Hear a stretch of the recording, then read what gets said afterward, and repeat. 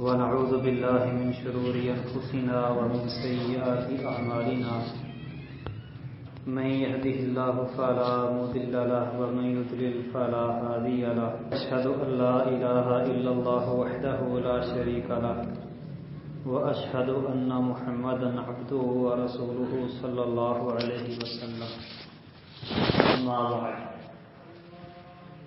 فقال الله تبارك وتعالى في القرآن المجيد والفرقان الحميد أعوذ بالله السميع العليم من الشيطان الرجيم من همزه ونفخه ونفثه إن الذين يحبون أن تشيع الفاحشة في الذين آمنوا لهم عذاب أليم في الدنيا والآخرة والله يعلم وأنتم لا تعلمون.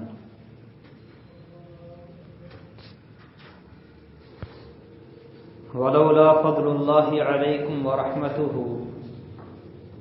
وأن الله رؤوف رحيم. يا أيها الذين آمنوا لا تتبعوا خطوات الشيطان ومن يتبع خطوات الشيطان فإنه يأمر بالفحشاء والمنكر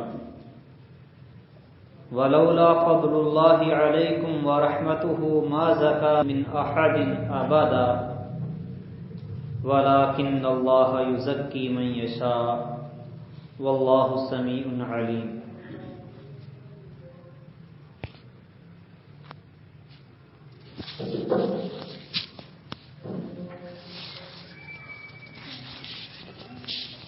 اسلام ایک پاکیزہ دین ہے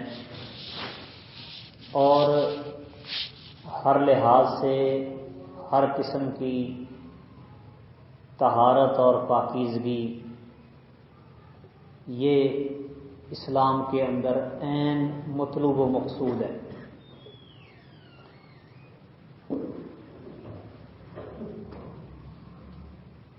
یہی وجہ ہے کہ اللہ سبحانہ و تعالی نے جب امام الانبیاء جناب محمد مصطفیٰ صلی اللہ علیہ وسلم پر دوسری وحی نازل کی تو اس وقت انہیں طہارت و پاکیزگی کا حکم دیا. وَثِيَابَكَ فَطَهِّرْ وَالرُّجْزَ فَاهْجُرْ، اپنے کپڑوں کو پاک کیجئے اور گندگی سے دور ہو جائیے.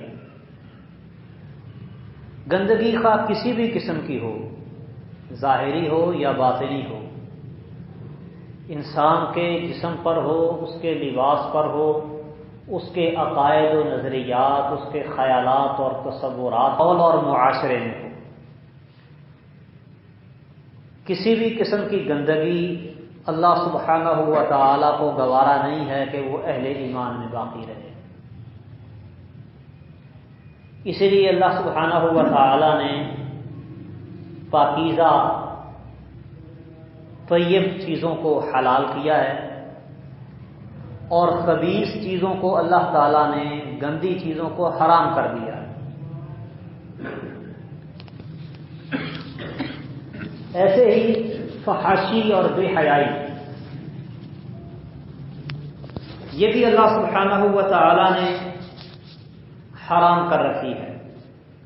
اللہ تعالیٰ فرماتے ہیں قُلْ إِنَّمَا حَرَّمَ رَبِّيَ الْفَوَاحِشَ مَا ظَهَرَ مِنْهَا وَمَا بَطَنَ.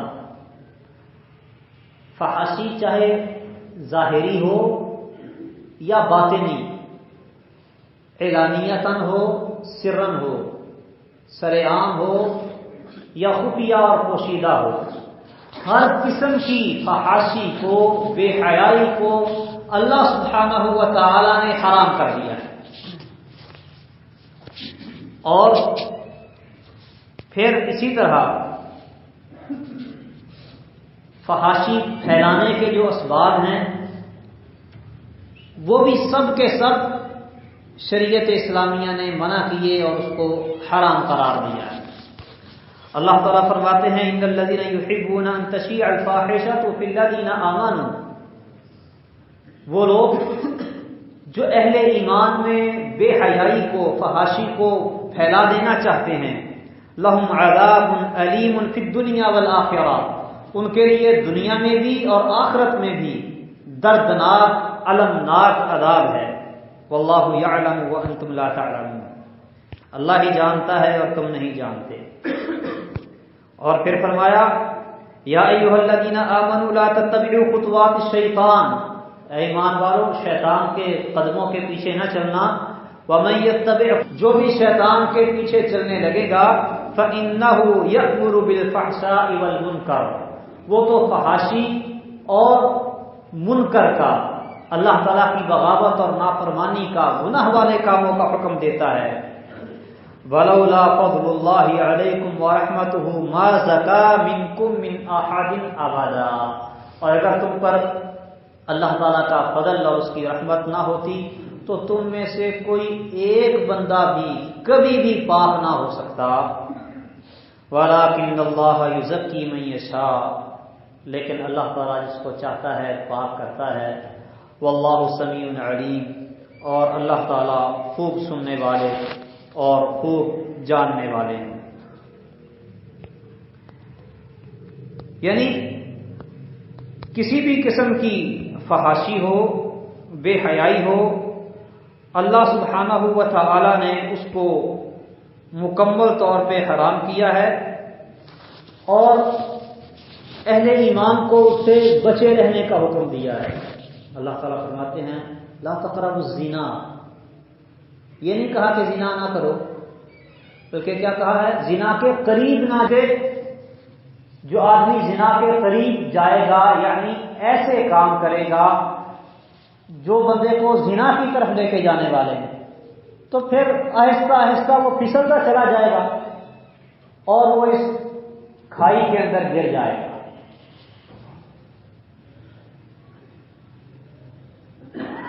لا تقربوا الزنا، زنا کے قریب نہیں جانا۔ کیوں؟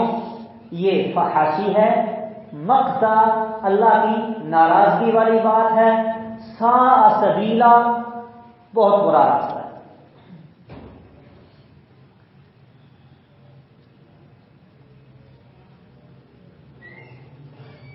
ایسے ہی ہوتا ہے، ایک عرب شاعر نے اچھا تبصرہ کیا ہے، وہ کہتا ہے نظرۃ فابتسامۃ فسلام فکلام فموعد فلقاء، آنکھوں سے آنکھیں ملتی ہیں، مسکراہٹوں کا تبادلہ ہوتا ہے، پھر دو ہاتھ آگے بڑھتے ہیں، ملاقاتوں کا دور چلتا ہے، اور پھر کیا ہوتا ہے؟ راہ پر لے آئے ہیں تم کو باتوں ہی باتوں میں، اور کھل جاؤ گے دو چار ملاقاتوں میں۔ یہ سب زنا کے مقدمات ہیں۔ اسی لیے اللہ سبحانہ و تعالیٰ نے حکم دیا کہ اہل ایمان کو کہہ دیجئے، مومن مردوں کو، یغضوا من ابصارہم ویحفظوا فروجہم، اپنی نگاہوں کو پست رکھیں، نیچے رکھیں، اپنی شرمگاہوں کی حفاظت کریں۔ ایسے ہی عورتوں کو بھی حکم دیا کہ آپ کہہ دیجئے مومن عورتوں کو یغضضن من ابصارہن ویحفظن فروجہن، وہ اپنی نگاہوں کو نیچے رکھیں، اپنی شرمگاہوں کی حفاظت کریں۔ ولا یبدین زینتہن، اپنی زینت کو ظاہر نہ کریں، کسی بھی قسم کی زینت اس کو عورتیں نہ ظاہر کریں، سوائے فلاں فلاں فلاں مرد کے۔ چند ایک مردوں کا نام اللہ تعالیٰ نے لے کر بتا دیا کہ یہ تمہارے محرم ہیں، ان کے سامنے زیب و زینت کا اظہار کر سکتی ہو، اس کے علاوہ اور کسی کے سامنے زیب و زینت کا اظہار نہیں کرنا۔ بیٹا ہے، اس کے سامنے کون سی زیب و زینت ظاہر کرے گی؟ چہرہ کھولے گی، یہ جو لباس اس نے پہنا ہوا ہے، اس کے علاوہ کچھ نہیں۔ اور جو محرم نہیں ہے ان سے یہ بھی سارا کچھ چھپا کے رکھنا ہے۔ الا ما ظہر منھا، ہاں کچھ زینت ایسی ہوتی ہے جو کہ چھپائے نہیں چھپتی، مثلا عورت کا قد کاٹ، یہ بھی زینت ہے، یہ نہیں چھپ سکتی۔ عورت کو بوقت ضرورت بولنا پڑتا ہے، کسی غیر مرد سے بات کرنا پڑ جاتی ہے، اس کی آواز کے اندر جو نسوانیت ہے یہ بھی اس کا ایک حسن ہے، نہیں چھپ سکتی۔ یہ ما ظہر منہا کے اندر شامل ہے کہ یہ ایسی چیز ہے جس کو چھپانا بھی چاہیں تو نہیں چھپ سکتی۔ امہات المؤمنین کو نبی یہ کریم صلی اللہ علیہ وسلم کی ازواج مطہرات کو اللہ سبحانہ و تعالی نے اسی لیے کہا تھا کہ جب تم اہل ایمان مرد تمہارے پاس جو آتے ہیں کچھ مسئلہ پوچھنے کے لیے، کوئی بات دریافت کرنے کے لیے، جب تم ان سے بات کرو فلا تخضعن بالقول، تو بات معروف طریقے سے کرنی ہے، ایسے انداز میں بات نہیں کرنی کہ فیطمع الذی فی قلبہ مرض، ایسی نرمی نہیں دکھانی کہ بیمار دل وہ اور ہی زیادہ بیمار ہو جائیں، وہ تما لگا کے بیٹھ جائیں۔ وقلنا قولا معروفا، معروف انداز میں بات کرنی ہے، اچھے انداز سے بات کرنی ہے، لیکن گفتگو کے انداز میں کشش نہیں ہونی چاہیے۔ فلا تخضعن بالقول کنہیں کہا جا رہا ہے؟ امہات المؤمنین کو، جو اس امت کی سب سے زیادہ پاکیزہ عورتیں ہیں، اور ان کے ساتھ ہم کلام کس نے ہونا تھا؟ نبی کریم صلی اللہ علیہ وسلم کے براہ راست شاگرد، آپ کے صحابہ کرام رضوان اللہ علیہم اجمعین، جو اس امت میں سب سے جن کے تقوی، طہارت، دلوں کی صفائی اور پاکیزگی میں کوئی شک نہیں۔ اولئک الذین امتحن اللہ قلوبہم للتقوی، اللہ تعالیٰ فرماتے ہیں کہ وہ لوگ ہیں کہ جن کو اللہ سبحانہ و تعالی نے جن کے دلوں کو تقوی کے امتحان میں پاس کیا ہے۔ یہ سب کچھ ہونے کے باوجود کیا کہا جا رہا ہے؟ مومن مردوں کو فَإِذَا سَأَلْتُمُوهُنَّ مَتَاعًا فَاسْأَلُوهُنَّ مِنْ وَرَاءِ حِجَابٍ، ان سے تم کچھ سامان کے بارے میں کسی مقصد کی خاطر بات کرنا بھی چاہو تو حجاب کے پیچھے سے بات کرنی ہے۔ اور ان ماؤں کو، مومنوں کی ماؤں کو، امہات المؤمنین کو کیا کہا جا رہا ہے؟ فَلَا تَخْضَعْنَ بِالْقَوْلِ، پرکشش انداز میں بات نہیں کرنی۔ اس سے معلوم ہوتا ہے کہ ستر و حجاب کے جو احکامات ہیں ان کی کتنی اہمیت ہے۔ آج کئی بیوقوف لوگ ہیں، اپنے آپ کو بڑے دانشور سمجھتے ہیں، وہ کہتے ہیں جی پردہ تو دل کا ہوتا ہے،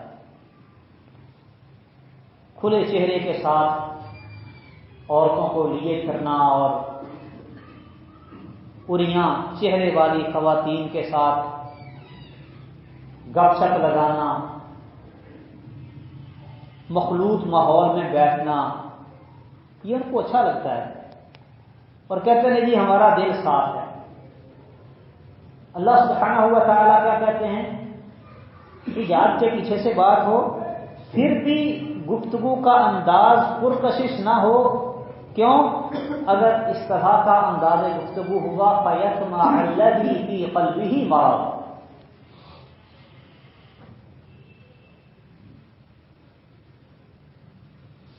بیمار دل کسی مرض کا شکار ہو جائے۔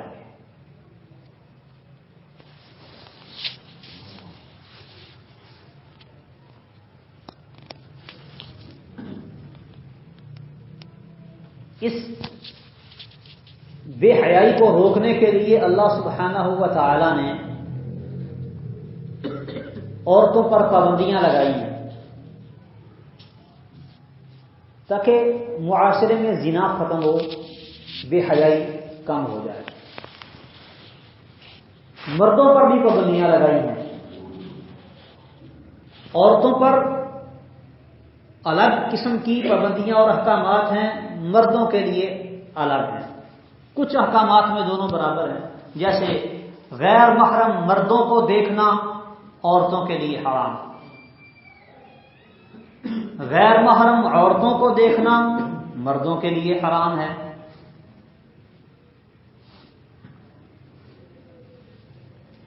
پوچھا رسول اللہ صلی اللہ علیہ وسلم سے نظر الفجاء، اچانک نظر پڑ جاتی ہے،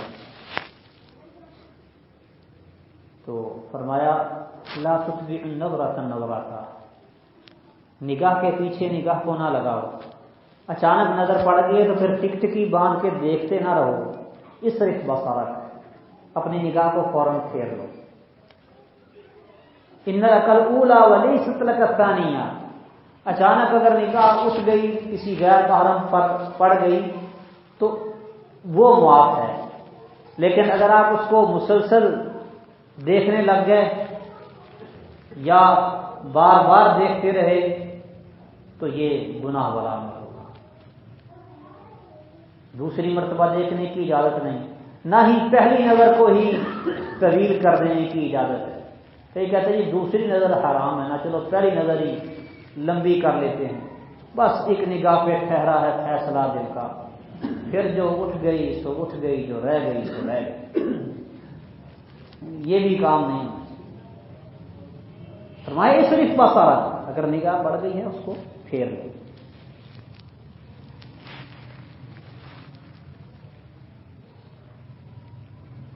عورتوں کو حکم دیا قرن فی بیوتکن ولا تبرجن تبرج الجاہلیۃ الاولی، اپنے گھروں میں ٹکی رہو، پہلی جاہلیت کی طرح اپنی زیب و زینت کا اظہار نہ کرتی پھرو۔ کیوں؟ عورت اگر اپنی زینت کا اظہار کرے گی تو مرد لا محالہ اس کی طرف مائل ہوں گے، جب یہ میلان ہوگا تو بے حیائی اور فحاشی پھیلے گی۔ انما حرم ربی الفواحش ما ظہر منها وما بطن، اللہ نے تو ہر قسم کی فحاشی بے حیائی کو حرام کیا، لہذا حکم دیا ولا تبرجن تبرج الجاہلیۃ الاولی، پہلی جاہلیت کی طرح بناؤ سنگار نہ دکھاتی پھرو، حتیٰ کہ وہ خواتین، وہ عورتیں جو عمر رسیدہ ہیں، انہیں بھی یہی حکم دیا ہے کہ وہ بھی پردہ کریں۔ ہاں اگر کوئی عورت اتنی بوڑھی ہے کہ اس کو دیکھنے سے موت یاد آتی ہے، ایسا بھی بڑھاپا، کو رخصت دی ہے کہ وہ بے شک نقاب نہ کرے، لیکن ساتھ ہی کیا کہا وَإِن يَسْتَعْفِفْنَ خَيْرٌ لَهُنَّ، اگر بچیں تو ان کے لیے بہتر ہے۔ بہتر کام یہی ہے کہ ایسی عمر کے اندر بھی، ایسی حالت میں بھی وہ حجاب کا، پردے کا مکمل طور پہ اہتمام کرے۔ لیکن آج کل ہمارے معاشرے میں کیا حالت ہے؟ نہ عورتوں کو گھر میں ٹک کے بیٹھنے کی توفیق اور نہ ہی جو وہ لباس زیب تن کرتی ہیں اس کو حقیقی لباس بنانے کی توفیق۔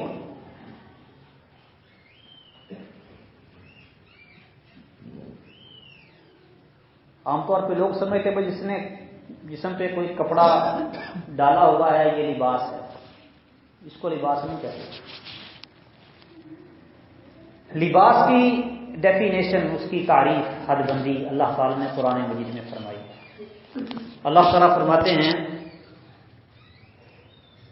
کہ ہم نے تم پر لباس نازل کیا ہے، یا بنی آدم قد انزلنا علیکم لباسا یواری سوآتکم واریشا، اے بنی آدم ہم نے تم پر لباس نازل کیا ہے جو لباس تمہاری شرمگاہوں کو چھپاتا ہے، ستر پوشی کرتا ہے، واریشا اور باعث زینت بھی ہے۔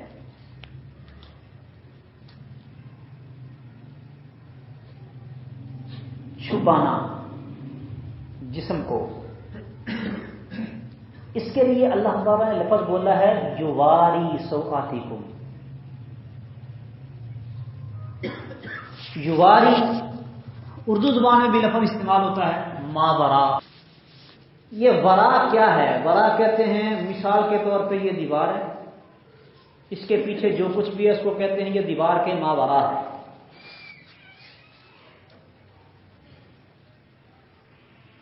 اب جو کچھ بھی اس دیوار کے پیچھے ہے آپ کو یہاں سے اس کی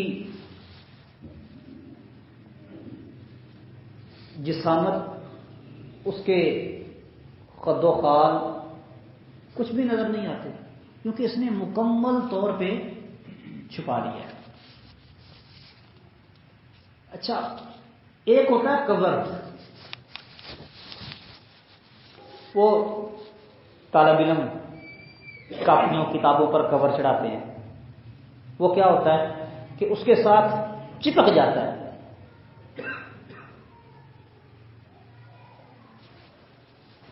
یہ دو الگ الگ چیزیں ہیں، ایک کور اور ایک اوٹ میں کرنا. لباس کون سا ہوتا ہے؟ جو بندے کے جسم کو اپنے اوٹ میں کرے. کور کا لفظ اللہ تعالیٰ نے بولا قرآن مجید میں کہ اللہ دن پر رات کا اور رات پر دن کا کور چڑھاتا ہے. یکبر اللیل یکبر النہار. لیکن لباس کے لیے یہ لفظ نہیں بولا. لباس کے لفظ کیا بولا ہے؟ یواری سوآتکم، جسم کو اپنے اوٹ میں لے لینے والا. مطلب کیا کہ لباس اس چیز کا نام ہے جو جسم کے اوپر ہو اور کھلا، ڈھیلا ڈھالا، تانگ نہیں، جسم کے ساتھ ٹائٹ جڑا ہوا نہیں، ایسا باریک نہیں کہ جس کے اندر سے جسم چھلکتا نظر آئے. وہ لباس نہیں ہے. لباس کیا ہے؟ قد انزلنا علیکم لباسا یواری سوآتکم.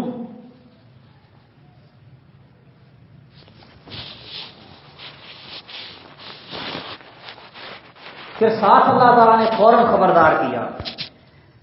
اللہ تعالیٰ فرماتے ہیں یا بنی آدم لا یفتننکم الشیطان کما اخرج ابویکم من الجنہ ینزع عنہما لباسہما لیریہما سوآتہما. اے بنی آدم، شیطان کہیں تم کو فتنے میں مبتلا نہ کر دے جس طرح اس نے تمہارے ماں باپ کو جنت سے نکالا تھا. کیسے نکالا تھا؟ ینزع عنہما لباسہما لیریہما سوآتہما. اس نے ان دونوں کا لباس اتار دیا، ان کی شرمگاہیں ان کے سامنے ظاہر کر دی. لباس کا ذکر کیا کہ لباس جسم کو اپنے اوٹ میں کرتا ہے. ساتھ ہی کیا کہا ہے کہ شیطان نے پہلا حملہ جو آدم پہ کیا وہ اس کو ننگا کرنے کا تھا. پھل کھایا، بدت لہما سوآتہما، برہنہ ہو گئے. فطفقا یخصفان علیہما من ورق الجنہ، پھر جنت کے پتے اپنے ارد گرد لپیٹنے لگے حیا شرم کی وجہ سے. یہی بات اللہ سبحانہ و تعالی نے بنی آدم کو کہی ہے کہ شیطان کا یہ پہلا وار تھا، اور یاد رکھنا کہ شیطان ہمیشہ یہ وار کرے گا اور تم کہیں اس کا شکار نہ ہو جانا. جس طرح اس نے تمہارے ماں باپ کو بے لباس کیا تھا، کہیں تمہیں بھی بے لباس نہ کر دے. اور شیطان بے لباس کرنے کا کام مسلسل جاری رکھے ہوئے ہے، تدریجاً، آہستہ آہستہ بندے کو وہ بے لباس کرتا ہے. اپنے معاشرے پر نظر دوڑائیں، دیکھیں کیا حالت ہے. کیا جو لباس پہنے جاتے ہیں وہ ایسے ہیں؟ مردوں کا لباس دیکھ لیں، تنگ سی پینٹیں شرٹیں، گرمیوں کے موسم میں خصوصاً ایسی شرٹ بنیان جس میں جسم کو اچھی طرح سے جکڑا ہوا ہوتا ہے، یہ لباس نہیں ہے. قرآن اللہ رب العالمین کا فرمان اس کو لباس نہیں کہتا. پینٹ پہن کے چلنے والے کے ہپس پیچھے سے ہلتے ہوئے نظر آ رہے تھے. ایک آدمی جو بدبودار علاقے میں رہتا ہو، ہفتہ 10 دن 15 دن 20 دن مہینے بعد اس کو بو محسوس نہیں ہوتی. بو محسوس کرنے والی ختم ہو جاتی ہے. کے معاملے میں دیکھ کر اتنے عادی ہو چکے ہیں کہ کسی کو شرم نہیں، کسی کو حیا نہیں، کسی کو فکر نہیں.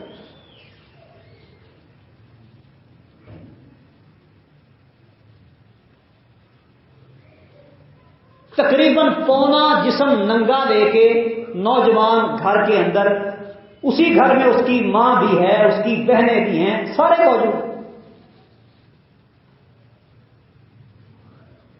اس کے علاوہ اور اس کے بھائی مرد بھی موجود ہیں، لیکن حس نہیں ہے. وہ اس کو بے حیائی نہیں سمجھتے.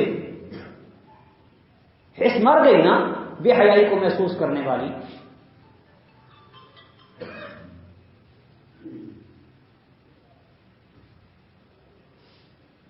اللہ سبحانہ و تعالیٰ نے کہا یواری سوآتیکم، لباس وہ ہے جو تمہارے سطر کو اپنی اوٹ میں کر لیتا ہے. سنن نبی داؤد کے اندر حدیث ہے، رسول اللہ صلی اللہ علیہ وسلم نے کچھ کاموں سے منع کیا. ان میں سے ایک کام یہ تھا وَأَن يُصَلِّيَ الرَّجُلُ فِي سَرَاوِيلَ وَلَيْسَ عَلَيْهِ رِدَاءٌ. صحیح حدیث ہے، بہت غور طلب ہے.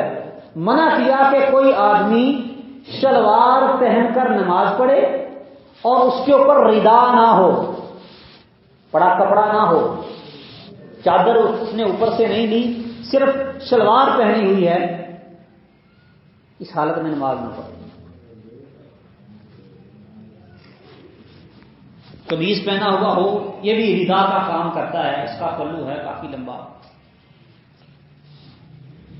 اب شلوار جتنی بھی تنگ ہو، بہرحال کھلی ترین پینٹ سے بھی زیادہ کھلی ہوتی ہے، لیکن پھر بھی منع کیا. کیوں؟ جب یہ رکوع میں جائے گا، سجدے میں جائے گا، تو اس کا کپڑا اس کی سطر کے ساتھ لگ جائے گا، چپک جائے گا. لہذا اس کے اوپر لازم ہے کہ اپنے اوپر ایک ردا، بڑی چادر لے، تاکہ کسی بھی صورت اس کا سطر واضح نہ ہو.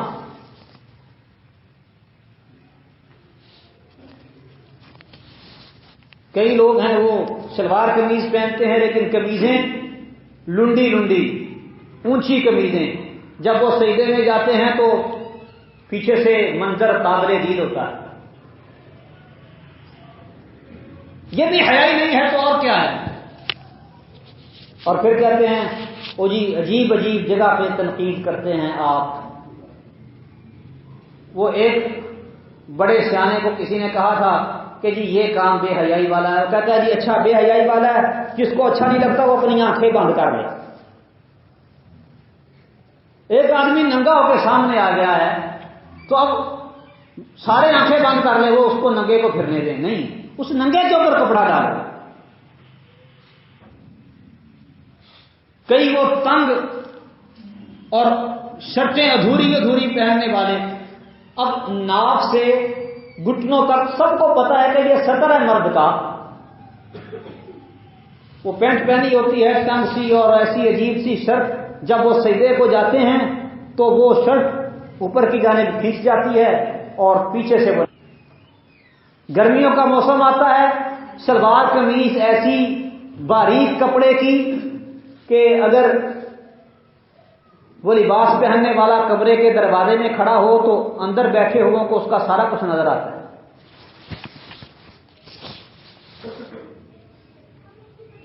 یہ لباس نہیں ہے. لباس کا مقصد کیا تھا؟ یواری سوآتیکم.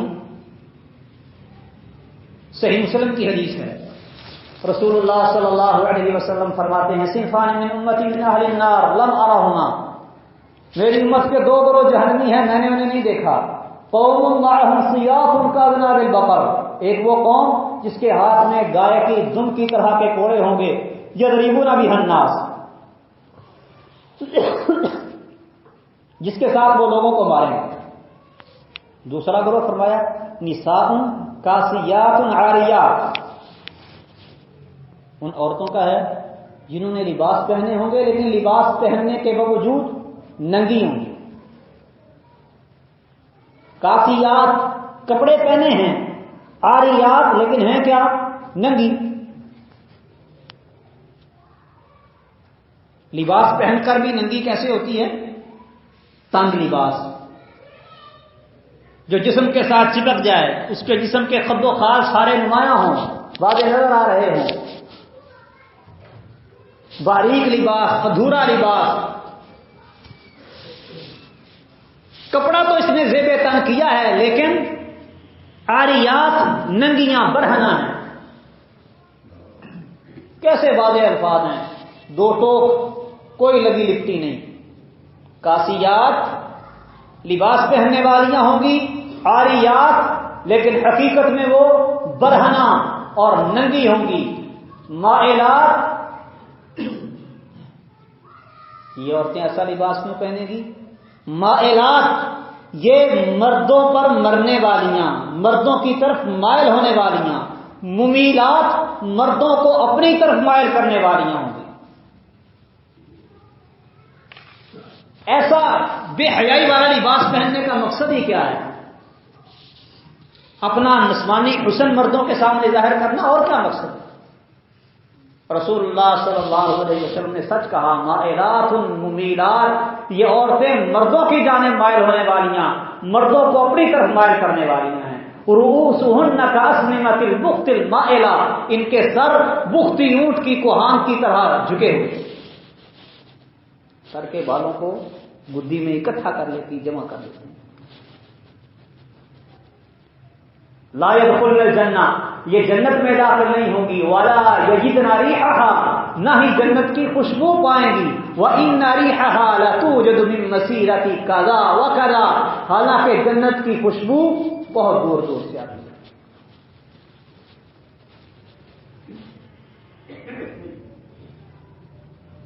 انما حرم ربی الفواحش ما ظہر منها وما بطن، میرے رب نے ہر قسم کی ظاہری باطنی فحاشی کو، بے حیائی کو حرام قرار دیا۔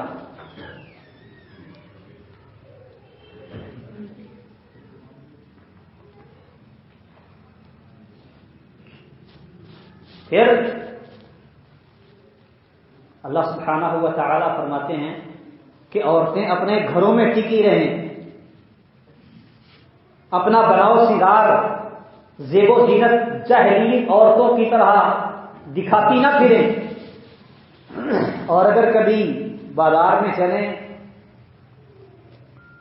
فلا یضربن بارجلہن لیعلم ما یخفین من زینتہن، اپنے پاؤں کو زور سے زمین پہ نہ مارے، کہیں ان کی مخفی پوشیدہ زینت ظاہر نہ ہو جائے۔ آج کل عورتوں کو جوتا ہی وہ پسند آتا ہے جو کہ بازار میں چلتے ہوئے پوری گلی کو اپنی طرف متوجہ کرے، تھپ تھڑا پتہ چلے کہ کوئی بلا آ رہی ہے۔ اللہ تعالیٰ کیا فرما رہے ہیں؟ لا یضربن بارجلہن، اپنے پاؤں کو زمین پہ نہ مارے۔ صحیح مسلم کی حدیث ہے، ایک بدکار عورت تھی، قد اس کا چھوٹا تھا، وہ اونچی ایڑی والی جوتی پہن کے چلا کرتی تھی۔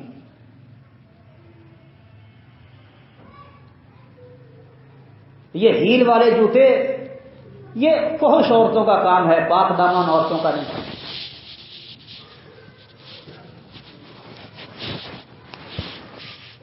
رسول اللہ صلی اللہ علیہ وسلم فرماتے ہیں، ای امرأۃ استعطرت فخرجت من بیتها فمرت بالمجلس لیجدوا منها ریحها فہی کذا وکذا ای زانیہ، جو عورت خوشبو لگاتی ہے، عطر لگاتی ہے اور عطر لگا کے گھر سے نکلتی ہے، مردوں کی مجلس کے پاس سے، مردوں کے اندر سے گزرتی ہے، مردوں تک اس کی اگر خوشبو پہنچ جاتی ہے فہی کذا وکذا ای زانیہ، وہ ایسی ویسی یعنی زانیہ بدکارہ عورت ہے۔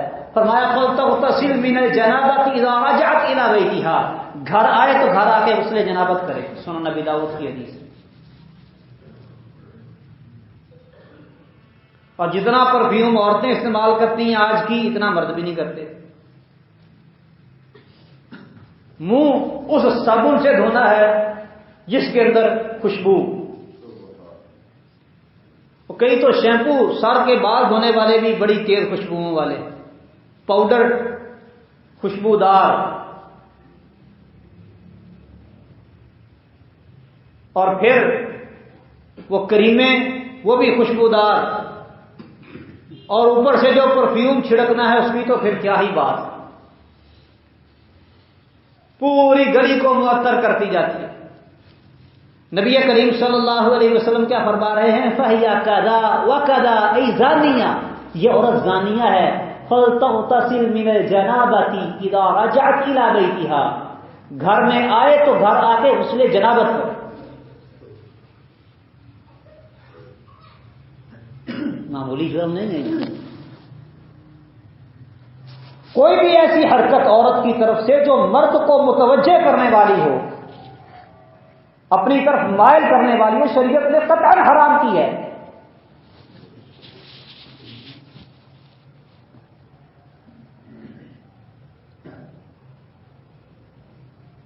کئی چاروں ناچار نقاب چہرے کو چھپانے کے لیے، لیکن آدھا چہرہ نقاب کے اندر سے بھی ننگا نظر آتا ہے۔ یہ کیا نقاب؟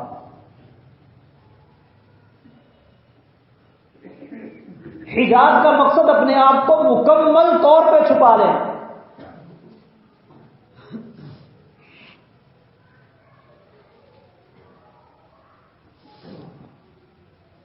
اللہ تعالیٰ نے حکم دیا ہے وَقَرْنَ فِي بُيُوتِكُنَّ، گھروں میں ٹکی رہو۔ بازار میں سب سے زیادہ تعداد عورتوں کی ہوتی ہے۔ باپ کی لا کے دی ہوئی جوتی وہ اس کے ناک پہ نہیں چڑھتی، خامد کا خرید کے دیا ہوا کپڑوں کا سوٹ وہ اسے اچھا نہیں لگتا، سبزی خریدنے کا طریقہ کہتی ہے بیٹے کو نہیں آتا، سارے کام کرنے کے لیے خود جائے۔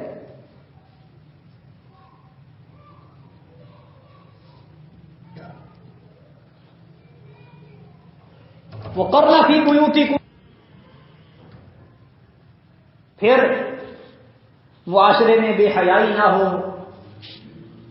زناکاری بدکاری نہ ہو، عورتوں کا، لڑکیوں کا، نوجوانوں کا گھروں سے بھاگ بھاگ کے جانے کا رجحان نہ ہو، تو پھر کیا ہوگا؟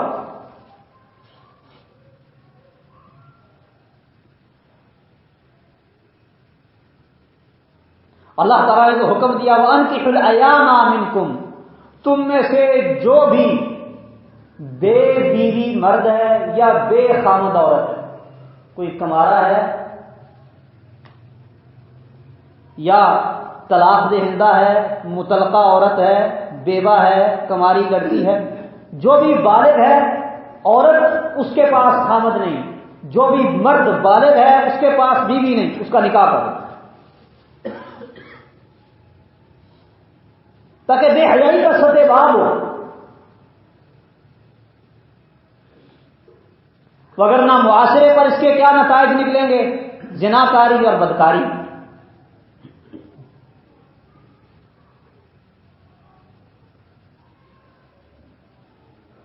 نبی کریم صلی اللہ علیہ وسلم ارج نامی جگہ سے گزر رہے تھے، اچانک سامنے سے ایک شاعر آیا، وہ کچھ اشعار پڑھ رہا تھا، عشقیہ قسم کے شعر تھے، جس طرح آج کل نوجوان بڑے شوق سے پڑھتے ہیں۔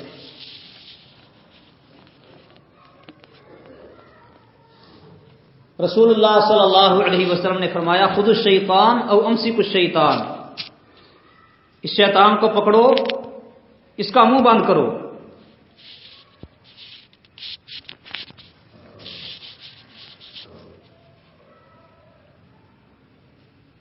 شعر پڑھ رہا تھا، رسول اللہ صلی اللہ علیہ وسلم نے اس کو شیطان کہا، شیطان۔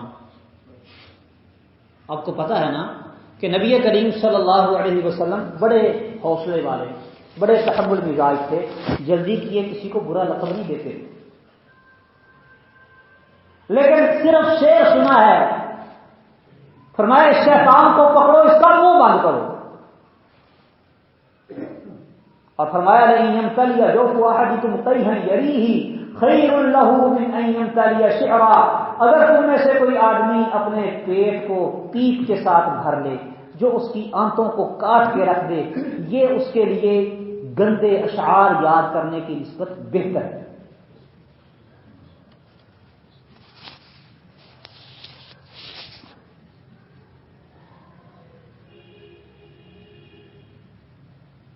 مدینے میں شور اٹھا، نبی کریم صلی اللہ علیہ وسلم اٹھے دیکھنے کے لیے کہ کیا ہے یہ.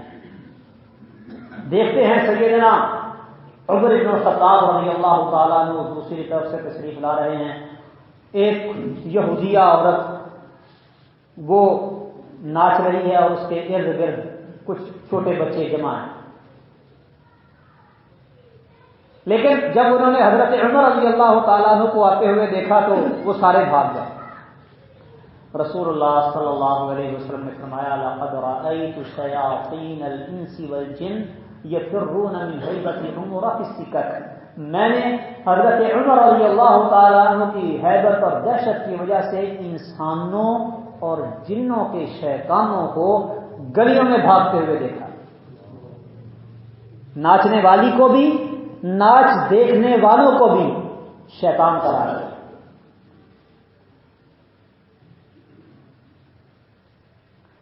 ناچ گانا یہ دونوں بے حیائی اور فحاشی کا بہت بڑا سبب ہے. نبی کریم صلی اللہ علیہ وسلم نے گانے کو بھی ناچ کو بھی شیطان قرار دیا. اسی طرح حضرت عمر رضی اللہ تعالیٰ عنہ نبی کریم صلی اللہ علیہ وسلم کے پاس تشریف لائے. بچیاں دف بجا رہی.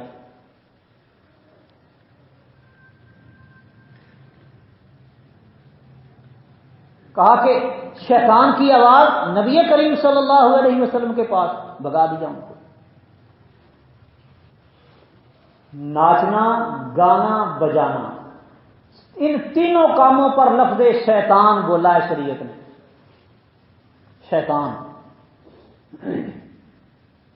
اور یہ کوئی چھوٹی ڈگری نہیں ہے شیطانیت کی. آپ تو وہ بچہ کوئی شرارت کر لیتے کہ یہ بڑا شیطان ہے.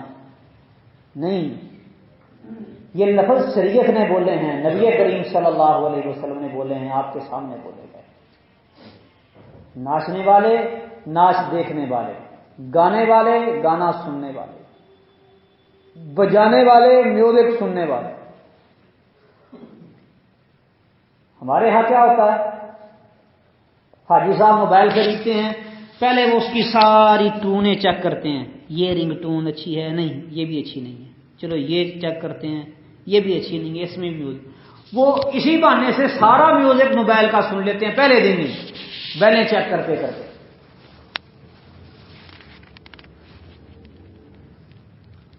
شیطان ہے نا، اس کا وار اور طریقہ کار ہے بندوں کو پھنسانے کا. وہ جی میں ٹی وی تو نہیں دیکھتا، بس خبریں سن لیتا ہوں. وہ خبروں کے اندر بھی میوزک اچھا خاصا، اور جو خبریں دینے کے لیے آتی ہے وہ جنت کی حور ہوتی ہے. وہ بھی تو غیر محرم ہے، اس کو دیکھنا حرام، اس کی آواز سننا حرام، اس کے اندر جو میوزک ہے اس کو سننا وہ حرام.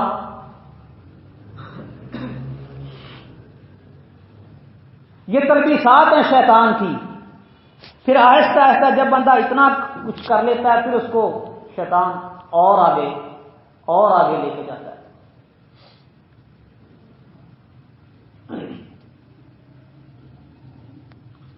گھروں کے اندر لوگوں نے گھنٹیاں لگوائی ہوئی،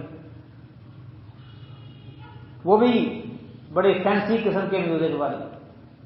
گھنٹی کا مقصد اطلاع دینا کہ باہر کوئی آئے بندہ دبائے بجائے اس کو تو پتہ چل جائے کہ باہر کوئی دروازے پہ آیا دستک ہوئی ہے.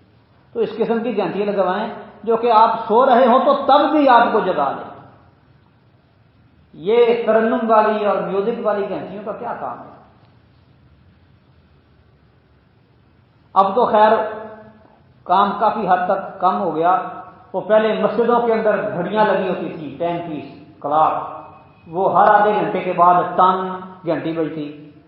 ہر گھنٹے بعد پھر جتنے گھنٹے ہوئے ہوتے 8 بجے ہیں تو 8 مرتبہ اس نے ٹن ٹن ٹن کرنا.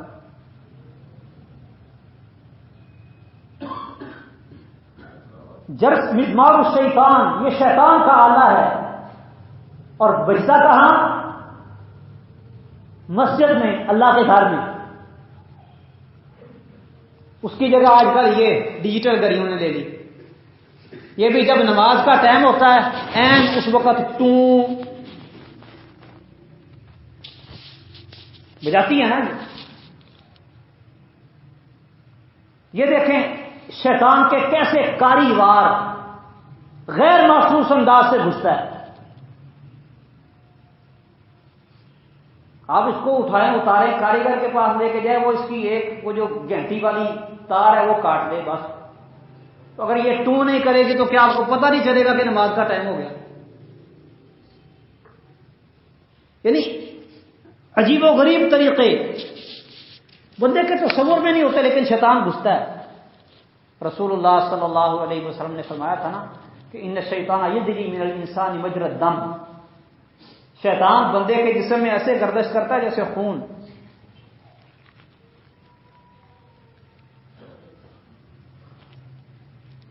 اور پھر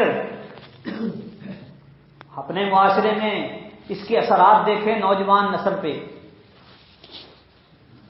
ناچنا گانا، میوزک شو، ڈانس پارٹی اب ہر سکول میں ہر کالج میں یہ چلتی ہے. یونیورسٹیاں تو بہت بڑے ادارے ہیں وہاں تو بہت کچھ چلتا ہے. شنید ہے کہ فیصل آباد کی ایگریکلچر یونیورسٹی کا کوئی اسٹوڈنٹ تھا ڈبل گولڈ میڈلسٹ. اس کو صرف اس وجہ سے کہ اس نے اپنی فیس بک وال پہ یونیورسٹی میں ہونے والی ڈانس پارٹی کے خلاف کوئی چند کلمات کہہ دیے، یونیورسٹی سے نکال دیا. جا بھائی تو نے ڈانس پارٹی کی شان میں گستاخی کر دی ہے. یہ ہمارے معاشرے کی صورتحال. اور جو بڑے ہیں وہ بھی بڑے خوش ہوتے ہیں. پہلے ایسا ہوتا تھا کہ شادی بیاہ کے موقع پر لوگ جو زیادہ ہی واہیات قسم کے ہوتے تھے وہ کنجریوں کو، ناچنے گانے والیوں کو بلا لیتے تھے. وہ کچھ گل گپاڑا کرتی، کچھ ناچتی، کچھ گاتی ہیں جی، یہ سلسلہ چلتا. لیکن اب تو باہر سے منگوانے کی ضرورت ہی کوئی نہیں. حاجی صاحب کی اپنی بیٹی بہترین ڈانسر ہے، وہ گانا بھی گاتی ہے، ڈانس بھی کر کے دکھاتی ہے، پھر ڈیگ چلا کے اس پہ اچھی طرح ناچتی بھی ہے. اور پورا خانوادہ، سارا خاندان، کنبا قبیلہ مل کے، نوجوان مرد عورتیں ٹک ٹکی باندھ کے اس کے ایک ایک انگ انگ کو دیکھتے ہیں دھڑکتی پھڑکتی ہوئی کو، اور پھر حاجی صاحب کو مبارکباد دیتے ہیں کہ آپ کی بیٹی نے بڑا اچھا پرفارمنس کیا ہے. وہ سینے پہ ہاتھ مار کے کہتا ہے ہاں آخر بیٹی کس کی ہے؟ کوئی شرم نہیں.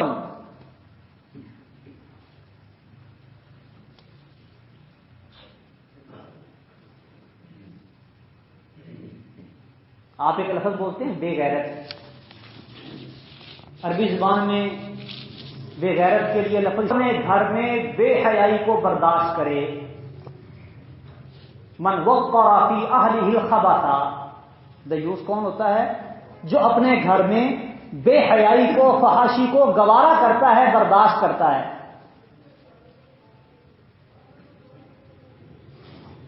ایک چیک ہے، اس کو اپلائی کر کے دیکھیں. دوسروں کو بے غیرت کہنا بہت آسان ہے،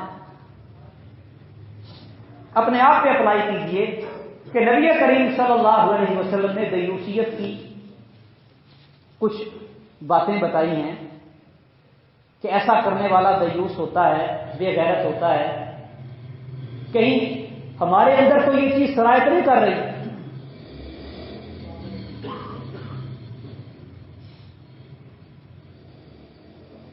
شاید باتیں کچھ زیادہ تلخ ہو جائیں لیکن چمن میں تلخ نوائی بھی میری گوارا کر کہ زہر بھی کرتا ہے کبھی کار تریاقی.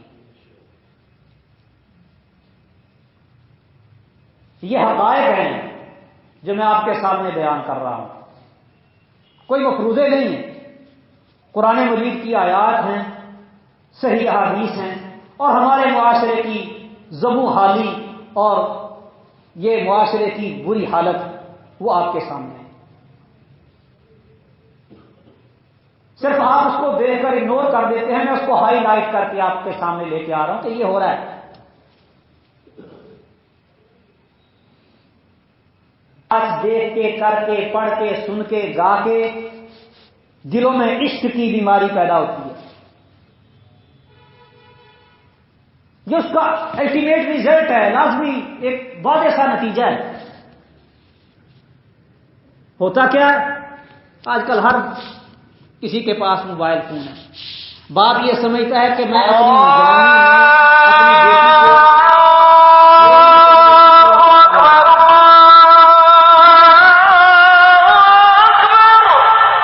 بیٹی وہ گاڑی پہ موٹر سائیکل پہ پیچھے بیٹھی ہے، وہ موبائل میسیجنگ کے ذریعے پوری اپنی ڈائریکشن دے رہی ہے، ٹائم کی سیٹنگ ہو چکی ہے، ٹھیک ہے جی میں چل پڑی ہوں، گھر سے نکل رہی ہوں، ادھر پہنچی ہوں، بس تم اتنے بجے تک ادھر پہنچ جاؤ اور پھر ہم آگے سے آگے. نہ فون پہ کال کرنے کی ضرورت، نہ بولے گی نہ آواز آئے گی. وہ پہلے وہ بٹن ہوتے تھے موبائل کے، وہ بھی ٹک ٹک کرتے ہلکی پھلکی آواز آ جاتی تھی. یہ آج کل ٹچ موبائل ہیں، کوئی پتہ ہی نہیں کسی کو. پھر یہ 3G 4G اور تیز ترین انٹرنیٹ. اب تو وہ جو SMS پیکجز ہوتے تھے ان کی بھی ضرورت کوئی نہیں. واٹس ایپ، ٹیلی گرام، ہیں جی کتنے ہی ایسے پروگرام اور سافٹ ویئرز ہیں جن کو استعمال کرتے ہیں. فری میسیجنگ، چاہے وائس میسج کرو اور چاہے ٹیکسٹ میسج کرو، پرواہ کرو.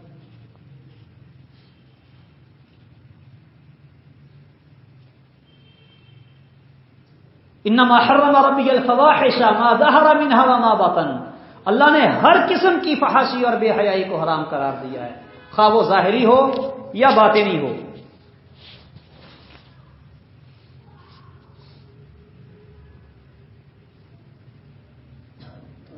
آپ دیکھ لیں اپنے ارد گرد اپنے ماحول کو. والدین اپنی اولاد کو پڑھنے کے لیے بھیجتے ہیں اسکول میں، کالج میں، لیکن ماں باپ کو کوئی پتہ نہیں یہ اسکول میں کیا کرتے ہیں. یہ بھی نہیں پتا پڑھتے ہیں کہ ڈیٹ مارتے ہیں. اور پھر جو پڑھتے ہیں ان کی فلسفیز، ان کی تھیوریز کیا ہیں، یہ کلچرل ہیریٹیج کے نام پہ کیا کچھ سیکھتے ہیں، کون سے کلچر کو ڈیولپ کرنے یہ لوگ جا رہے ہیں. ان کے اسکول کالج کی پارٹیاں، ان کے یارانے، ان کی دوستیاں، ان کا اٹھنا بیٹھنا، ان کی مجلسیں وہ کس قسم کی ہیں، کن لوگوں کے ساتھ. والدین یہ سمجھتے ہیں کہ بچہ بس پڑھنے کے قابل ہو گیا، اس کو انگلی سے پکڑا اور سکول کے حوالے کر دیا، اب وہ جانے اور ان کا کام جانے، ہم نے حق تربیت ادا کر دی. اور سکول میں جو تربیت کرنے والے ہیں وہ بیچارے خود ایسے ہیں کہ جو تربیت کے محتاج ہیں. جیسے وہ ہوتے ہیں ان سے 4 ہاتھ آگے ان کے شاگرد نکلتے ہیں.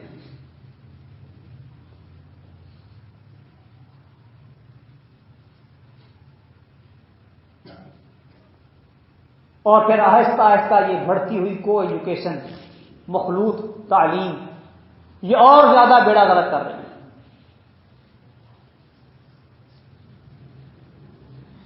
یا ایھا الذین آمنوا ادخلوا فی السلم کافۃ ولا تتبعوا خطوات الشیطان انہ لکم عدو مبین.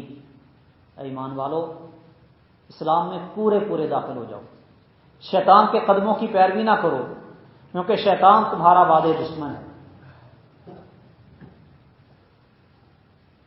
اسلام صرف چند ایک چیزوں کا، چند معاملات اور عبادات کا نام نہیں، یہ ایک دین ہے. دین کہتے ہیں زندگی گزارنے کے مکمل طریقے کو.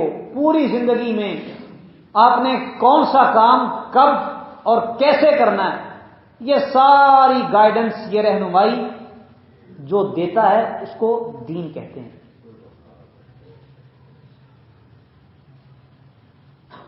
ہم نے سمجھ لیا کہ بس یہ چند ایک معاملات ہیں، یہ دین ہے، باقی دنیا ہے.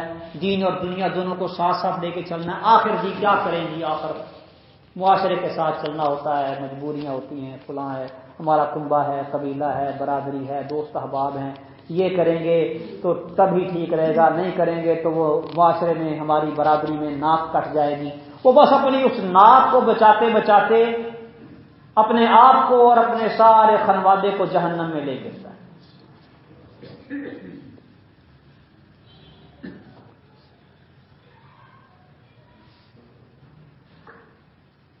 اللہ سبحانہ و تعالی نے قرآن مجید فرقان حمید میں نبی کریم صلی اللہ علیہ وسلم نے اپنے فرامین میں بہت واضح کر کے یہ سارے مسائل ڈیٹیل وائز سمجھا دیے، بتا دیے ہیں۔ اب کوئی اس کو مانتا ہے، اس پر عمل پیرا ہوتا ہے تو اپنی دنیا بھی بنا لیتا ہے، آخرت بھی۔ اگر کوئی نہیں مانتا تو وہ اپنا نقصان کرتا ہے اور کسی کا نقصان نہیں کرتا۔